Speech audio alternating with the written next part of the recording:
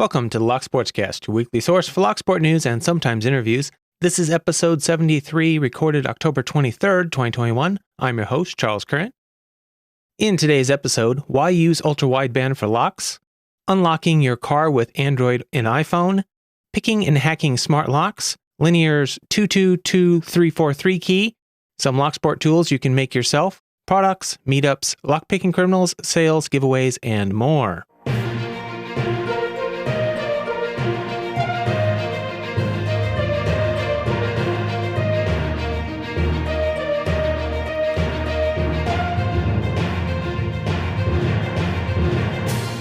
You can subscribe to the audio version of the show on most podcast apps and at thelocksportscast.com. You can subscribe to the audio version on YouTube or Odyssey. Links to stories discussed will be in the show notes. YouTube and some apps limit the length of show notes, but you can always find full show notes with all of the links at thelocksportscast.com. First up in the news this week, we have an article entitled Android Will Get an Answer to Apple AirTags. Here's how UWB location tech works. The article was on CNET. Posted on October 12th by Stephen Shankland. The article is mainly focused on the new tile trackers that are supposed to compete with Apple's AirTag that have been, that Google is planning on supporting, but it's got some information about what ultra-wideband is and also how it will apply to locks potentially. So we'll cover that part of the article here. It says, you've heard of wireless standards like Wi-Fi, Bluetooth, and 5G. Now it's time to learn another term, ultra-wideband or UWB. The technology currently lets you pinpoint the location of phones and tracking tags, helping you find a lost keychain, purse, wallet, or pet. The tech's potential includes automatically unlocking your car or home as you approach. And now it's the foundation of Tile's new Ultra tracking tag, an Android-compatible alternative to Apple's AirTag. It says, UWB calculates locations within less than half an inch by measuring how long it takes super short radio pulses to travel between devices. Right now, UWB's uses are limited, but as it matures and spreads to more devices, UWB could lead to a world where just carrying your phone or wearing your watch helps you log into your laptop as you approach or unlock your house when you leave. Imagine this scenario. You leave the office, and as you near your car, receivers in its doors recognize your phone and unlock the vehicle for you. When you get out of the car at home, the receivers recognize you're no longer in the vehicle and lock the doors. With UWB, your home could recognize that you're returning at night and illuminate the walkway. The technology could automatically unlock your front door and turn on your home sound system, which follows you from room to room. It continues saying Bluetooth-based location sensing takes at least 2 seconds to get an accurate fix on your location, but ultra-wideband is 1,000 times faster. UWB will add more than convenience, supporters say. Conventional key fobs have security problems in regards to remotely unlocking cars. Criminals can use relay attacks that mimic car and key communications to steal a vehicle. UWB has cryptographic protections against that sort of problem. Another part of the article talks about how Samsung is supporting UWB, and it says, at its Galaxy S21 launch event in January, Samsung touted UWB as a wireless technology that'll bring new convenience to your life. That will include unlocking your house or car as you walk up to it. With Digital Key, you'll be able to open the door of your house with your mobile device. You'll be able to unlock your car door with your phone. The door will unlock when you reach it, no sooner, no later. You'll be able to send digital keys to family or friends. And Samsung's AR Finder app will point the direction to your car in a crowded parking lot. Samsung announced digital key partnerships with BMW, Audi, Ford, and Hyundai's Genesis Motor. Fixing today's relay attack problems, where someone with radio technology essentially copies and pastes radio communications of fobs or smartphone unlocking systems, was a top priority for 802.15.4z. With the precise timing you get off UWB and the ability to know exactly where you are, you can cut the man-in-the-middle relay attack completely, they claim. If you want to read more from that article about some of ultra-wideband and how it works, there will be a link in the show notes. Moving along on the same front, the next story we're going to discuss is called You Might Be Unlocking Your Car with Android 12 Sooner Than You'd Think, assuming your car is supported, of course. This was published by Android Police, written by Will Saddleberg. The article says that Google has been planning a transition to a world where you use your smartphone as a key, and it's starting to sound like that might not be so far off. The folks at XDA Developers spotted some new code in an update to Play Services, and it all seems to point to Digital Car Key possibly being ready for launch. Google announced its support for keyless cars back at I/O in May, 2 months after forming an alliance with hardware partners. As for the code, there are a couple of key takeaways. Unsurprisingly, it'll likely start off pretty limited with only certain devices, cars, and regions supported at launch, which Google basically said back at I/O, with only BMW as a partner at that time. Samsung's digital keys have a similar slow rollout, so it'll likely be a few more years before we're all unlocking our vehicles with just a smartphone, the article says. They go on to say once it's live, there will be 2 options for unlocking your car. You can opt to use NFC to open the door with a quick tap, or your phone can remain safely in your pocket while UWB takes care of everything. Like most mobile payment apps, you'll need to have a screen lock set on your phone. Google won't save your digital keys to an unsecured device. And users in supported regions will receive a notification about digital car keys once Play Services has been updated. Everyone else will have to wait patiently for it to arrive on their device and presumably get a car that supports it. And not wanting to be left behind, Apple is looking at ways to use an iPhone to control vehicle functions, according to Motor Authority, article written by Stephen Edelson on October 8th. Apple wants its phone to access functions like climate control, radio, speedometer, and seat controls, according to a report by Bloomberg, which cited anonymous sources familiar with the matter. Known internally as Ironheart, the project is still in its early stages and would require coordination with automakers. Such an interface would give Apple an even greater reach into cars than its current CarPlay system, which only projects smartphone functions onto a car's infotainment system. A 2020 update allowed an iPhone to function as a key fob, but automakers have been slow to adopt that function. They say the change would give Apple more opportunities to harvest user data, but would also address current complaints about having to switch between Apple CarPlay and the native infotainment system to access different functions, according to the Bloomberg report. And what about on the home front? We have an article here called "It's Ridiculously Easy to Pick Some Smart Deadbolts, but We Aren't Alarmed." This article posted on Wirecutter on October 4th, written by John Chase. It's quite a long article, but I'll just read a few different sections here. It starts off saying, there's a moment in every decent movie or TV thriller where the protagonist finds a locked door and without pausing, whips out a credit card or a bobby pin, or maybe a tidy leather-bound picking set. With a few expert wiggles, that door gives way, and we, viewers, happily accept this absurd little trope, as if it could ever be that easy to pick a lock. Except, sometimes it is that easy, and picking a lock might not be the big deal that it seems. They also say, to be clear, there are a ton of locks out there that are hard and even nigh on impossible, though not actually impossible, to pick. But many of the popular deadbolts and door locks sold in the big box stores, locks that may live on your front or back doors right now, are of the sort that my sweet boy who can't tell the difference between a hammer and a screwdriver has a fair chance of breaking into. The article goes on to say that after realizing this, they went on to take a deeper look at the FBI's 2019 annual report on crime statistics, the most recent available, and at all the studies of burglary rates we could find, and now we don't think that it's all such a big deal. They say burglars are just like us, they're in a rush. Many insurance and alarm companies report that most burglaries take about 10 or so minutes, sometimes much less. This makes sense because the time is an important factor for a burglar. They say the FBI data reveals that in 2019, about a third of burglars gained access to a property through unlocked or open entrances, about 2/3 of them forced entry or attempted forced entry. That includes everything from prying open or kicking a door or forcing a window in addition to lockpicking. The Bureau of Justice Statistics, which collects data on crimes nationwide, doesn't have information on how often lockpicking occurs during burglaries, but one of the few sources around, a UNC Charlotte study from 2012 of repeat criminals from 3 states, suggests that this is a skill that is rarely employed. Then they go on to quote Mark Webber Tobias, who said, Here's the thing. Burglars are not picking locks. Burglars aren't dealing with that.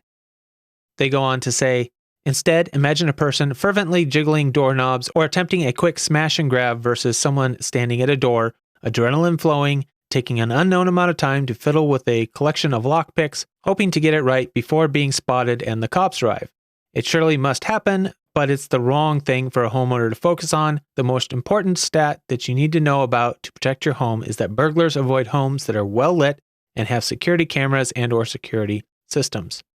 Their conclusion: we don't necessarily think a homeowner should overlook a deadbolt or a lock that is otherwise sturdy with a good set of features simply because it is pickable. After all, if you ask a locksmith or a professional lockpicker, they'll tell you there's never been a lock that can't be picked. So while that's true, in my opinion, I would say that you need to go for a happy medium. You don't need a high security lock on your front door. But if you have something that is just super easy to rake open in a couple of seconds, that's a bad thing. Because there are a fair number of criminals that I cover in the lockpicking criminal section that aren't necessarily using their picks all the time, but they are carrying them. They're probably carrying them for a reason. So I would say go for something that is not your bargain basement. It's going to fall open the second you run a rake through it.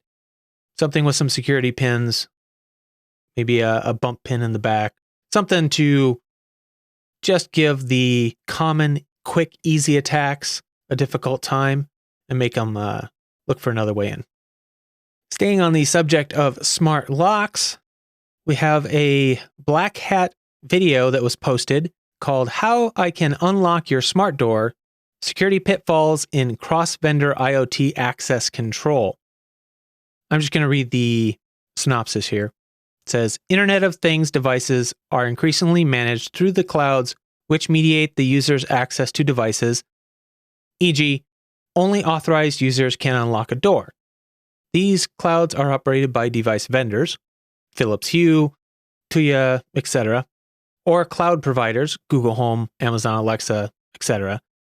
Of course, of particular interest here is the emerging capability advocated by mainstream IoT vendors to delegate device access across different clouds and users. For example, Philips Hue, August Lock, etc. allow Google Home to control devices mediated under their clouds, so the user can manage multiple devices from different vendors all through a single console on Google Home. On Google Home, then, an Airbnb host may temporarily delegate the access to their smart lock to a guest during their stay. Such a capability can lead to a convoluted delegation chain whose authorization operations could easily go wrong. Specifically, access delegated across IoT clouds is distributed, heterogeneous, and unverified. Each vendor customizes its delegation protocol with ad hoc implicit security assumptions. Further, we found the complicated delegation service is often coupled across clouds, with one cloud unwittingly violating the other's security operations and assumptions.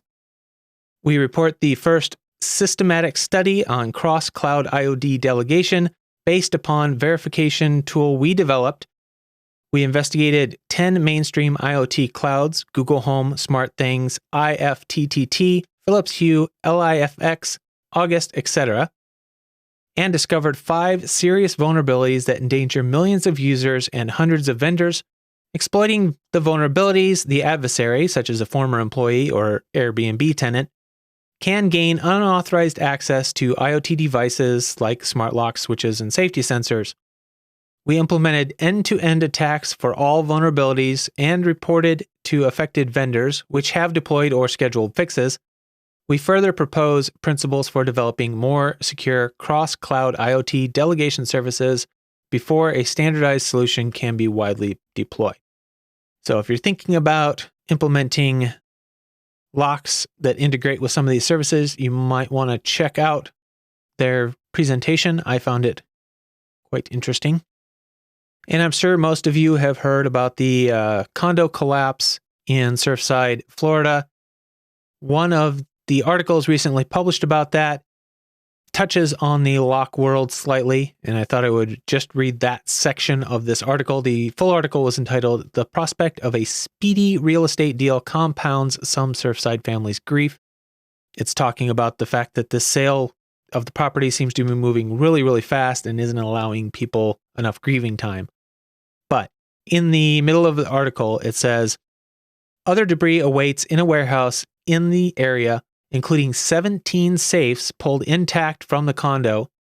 Attorney Michael Goldberg, the court-appointed bankruptcy administrator for the Champlain Towers South Condominium Association, recently said that he would hire a locksmith to open each safe in hopes of returning the contents to the families.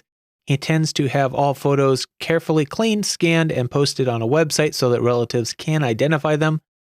That's something I hadn't really thought about, was the fact that there would be safes in some of those, and some of them survived, obviously, the fall and collapse, and still have their contents safe inside.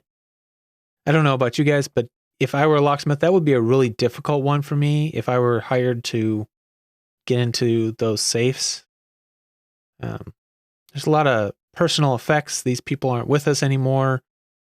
And yeah, that would be a rough one. In other news, Good Guy, or B&E A to Z on Twitter, put out a tweet that said, Dave McOmie, one of the greatest safecrackers, is featured on this week's American Life. This week's American Life is a podcast that did an interview with Dave McOmie in episode 750, I believe. And the description says, when you need to retrieve all manner of treasures secured behind steel doors and complex locks, there's one man you can count on, safecracker Dave McOmie. David Kesselbaum tells the story of how McOmie was asked to break into a very complex vault left behind by a very famous person after they died. And it's 16 minutes in length, according to this, so nice and short for you to check out if you want to go over there and listen to it. Also over on Twitter, Rubber Band posted, here Twitter, after much research and such, I found a source key code for Lanier's 222343 key. Copy the measurements and what have you. Also, if you take issue, this key is very much in the public domain and nothing I'm showing is even slightly secret. Enjoy. And he had a image that had all of the information about the blank and the cut and all of that stuff. So it's there for you to check out if you're interested. And Concrete Dog posted, the new issue of HackSpace Mag is out. And in that issue, he has the first of a two-part series about lockpicking and Locksport. And he says, next month, we'll focus on creating DIY tools and accessories for your lockpicking arsenal. Of course, links to the tweet and the issue will be in the show notes. You can pay for a subscription to the magazine. They also, you can click and download a PDF. You can donate if you want before you download the PDF, but it is not required. You can download a free copy. Moving on to videos this week. SAINTCON has started posting some of the videos from SAINTCON 2021 to their YouTube channel, so I'll have a link to their channel in the show notes if you want to watch any of those. And also, Edok Dab put out a video called Cheap and Easy Impressioning Handle and My First Impressioning Experience, where he goes over a very simple and inexpensive impressioning handle that he made up from improvised parts. Looks like it is probably extremely easy and inexpensive to make, and might be a good one for people to make when they're first starting out. So I will put a link to that video in the show notes. He also gives some stories and some tips from as he was learning impressioning. So you should definitely check that out if you're interested in getting started in impressioning. Might be an inexpensive way to get a handle. If you're looking to do lever locks, Roy Salmons put out a video called Hybrid 2-in-1 Lever Lock Picks for Under £5. The description says, in this video, I show off my hybrid design of 2-in-1 lever lock picks. These picks are the combination of two designs joined together to make cheap, affordable lever lock picks. You could make both picks for under £5, worth a bit of DIY skill. If you're into lever locks, those might be worth checking out. And while you're at it, be sure to check out Andy Mack's video, Pick Wires and the Process. quick video he made recently about how to make picking wires for lever locks. Pretty simple process. Definitely worth learning to do yourself if you're into lever locks. Moving on to products, Tony Varelli sent a tweet, said you might want to check out Red Team Tools website on Monday. There will be something to talk about then. He also put out a tweet that said, miss the Pack-O-Punch? Yeah, me too. So Locksporters, make sure to check out Red Team Tools website on Monday. They have a solution, only 50 in stock. And this looks like it is the product that Deviant talked about in his video, a Field Expedient Pack-A-Punch, which I covered back in episode 63.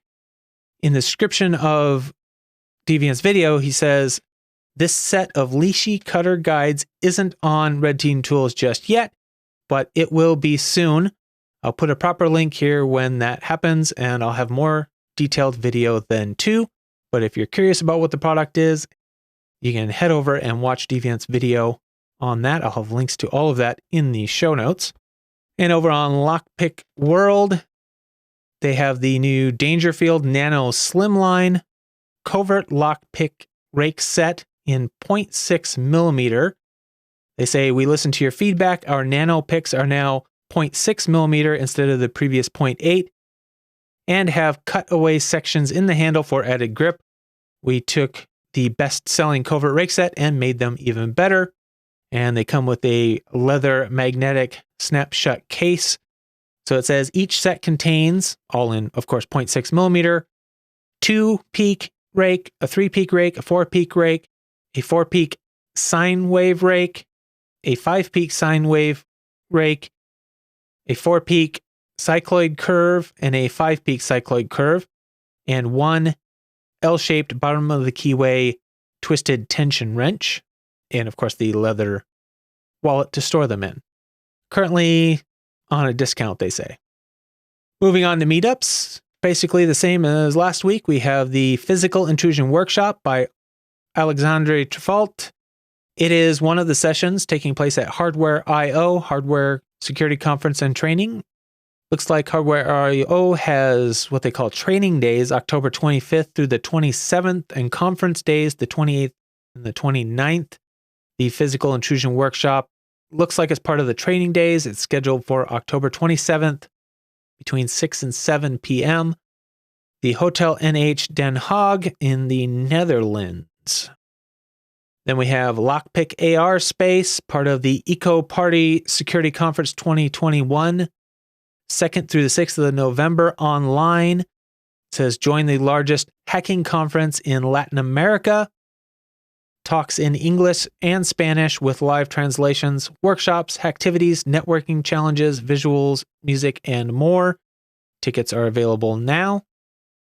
And Lock Camp is taking place in Lockhart, Texas at Lockhart State Park, November 12th through the 14th, if you want to go down there.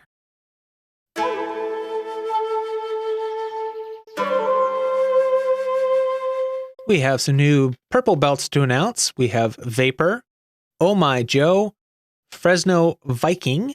We have one new brown belt to announce, Plaz 7, and one new red belt, Flebron, not sure how to pronounce that, but congratulations to all of you on your accomplishments. If you're not already familiar with the Lockpickers United belt system, there are links in the show notes that will tell you all about it. So be sure to check those out and join us in all the fun. Over at Speedlocks.org's Discord, we had announcements of 2 new records. We have a record from Gilliganes for the Lockwood 110/40 in 1.033 seconds, and record from Strix for the ASA Twin Pro /Twin Maxim /Twin V10 /Twin Global with gin pins. In 1 minute 47.434 seconds. So which one did you pick, Strix? If you're listening, let us know which one you actually picked. I didn't look that up.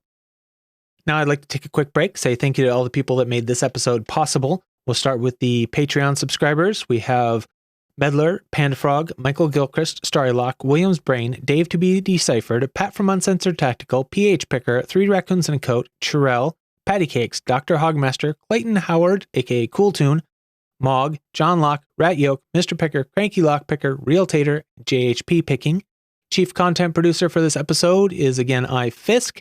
Other content producers for this episode, Terrell, DoctorHogmaster, Good Guy, aka B and A to Z. I'm Gumby, Jeff and Things, Joe Picks, Joshua Gonzalez, Max Val, Michael Gilchrist, Panda Frog, and Tony Varelli. Thank you to all of you for your support.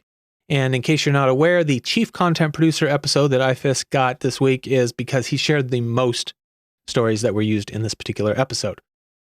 Remember, this show is only possible because of your support.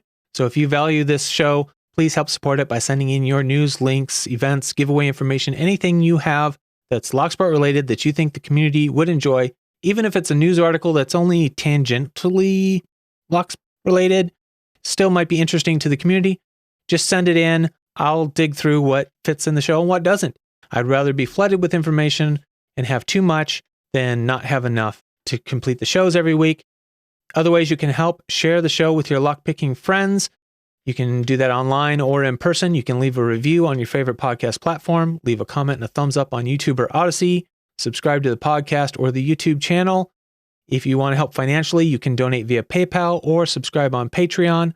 Patrons on Patreon do get an audio RSS feed that gets them the show about a day early when I'm done editing before it's posted publicly, if that's something you're interested in. If not, no big deal. It's the same show. Nothing else changes.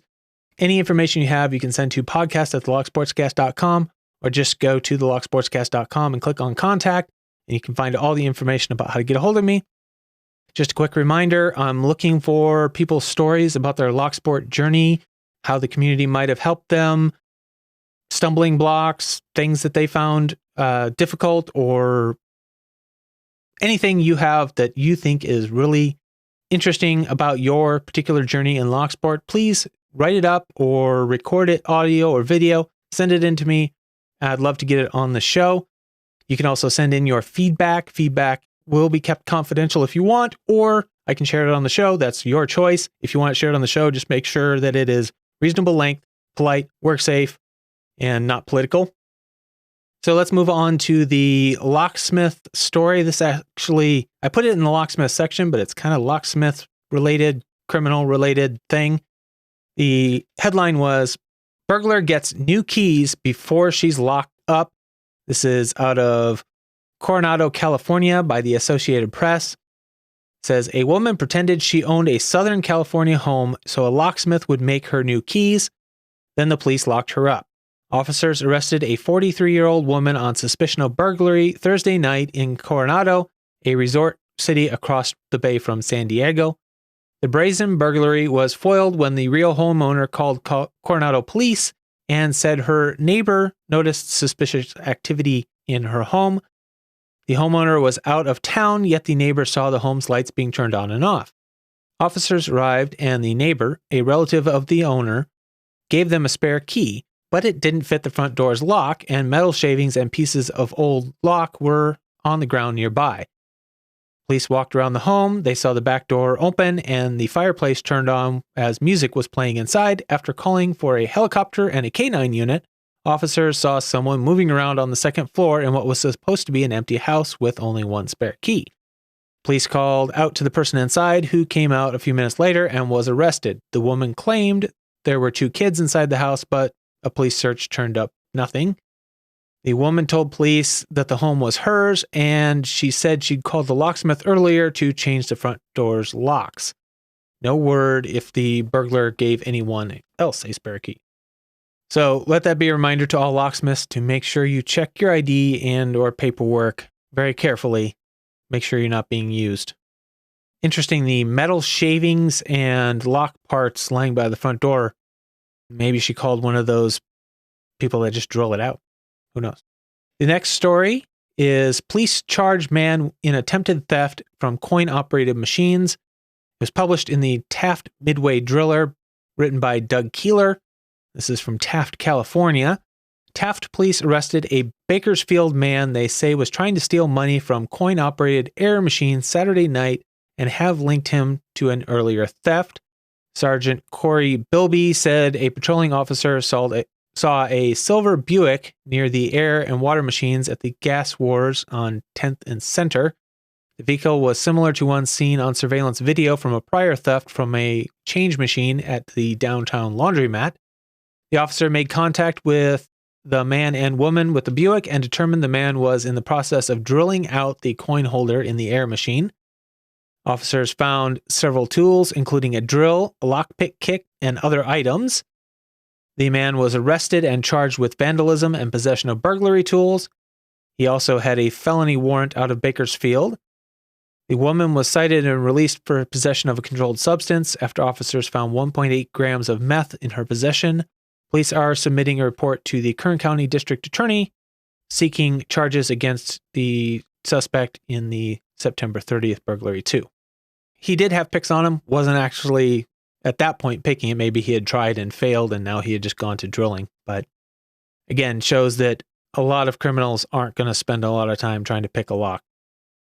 Moving on to sales, we have the redteamtools.com. When the site relaunches, use the code REDTEAMOctober for 10% off all purchases for the rest of October. And they are currently saying that they should be up on October 25th, which is Monday. So keep your eyes out for that. thinkpeterson.com. The code for October was L8770022R. So that's Lima 8770022 Romeo. Good for 20% off with a minimum purchase of $50. They also have their closeout on their hydrometer rubber picks. Matt's Lock Pit has a sale on all of his custom picks. I don't know when that's going to stop, but as of the morning of this recording, it is still active. Over at 3dlocksport.com, Tony Varelli's site, you can get 10% off with the code LSCast10. At MakoLocks.com, you can get 15% off with the code BYMAKO. And at uklockpickers.co.uk, 10% off with the code GIFT. No expiration on either one of those last two. I don't know if they're good forever or not. In giveaways, we have a new one. Joe Picks. In his video 27, Purple Belt and 100 subscriber almost giveaway, hashtag Joe Picks double giveaway says, I'm celebrating having reached the rank of Purple Belt in the LPU Discord and the subreddit. The rules of the giveaway: post a video using the hashtag Joe Picks double giveaway, pick any lock and tell me an interesting story about you and Locksport. 2, after posting your video entry, you gain a bonus entry by sharing this contest and tagging me on either Instagram, Reddit, or Twitter. You can only receive a single bonus entry. Sharing on multiple platforms is, of course, appreciated, but will only count as one additional entry. 2 different winners will be drawn at random. Entries are accepted until November 13th, and the winner will be drawn on November 14th. The prize pool is a Packlock.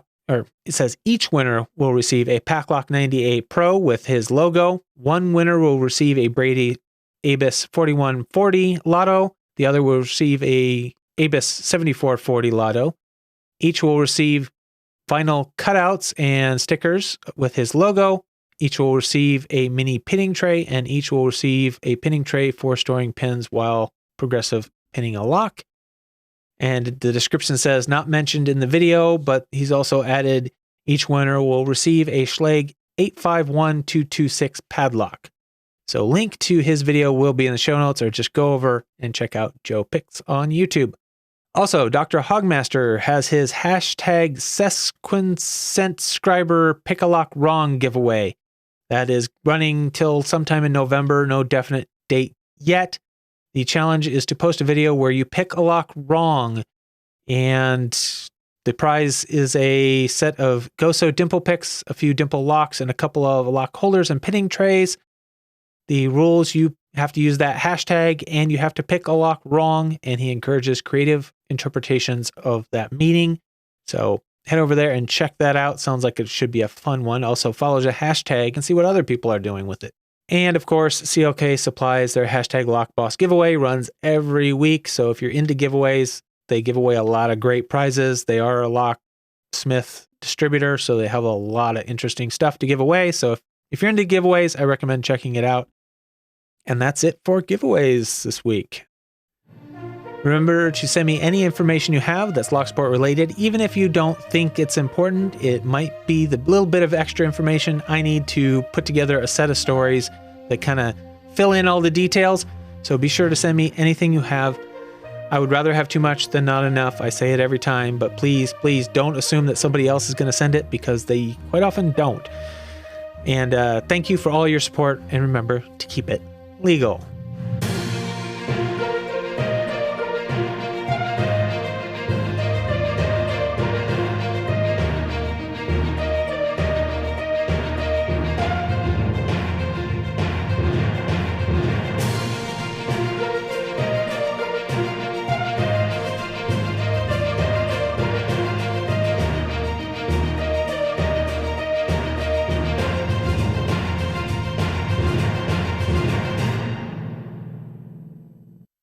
If you don't already have one, you can find a...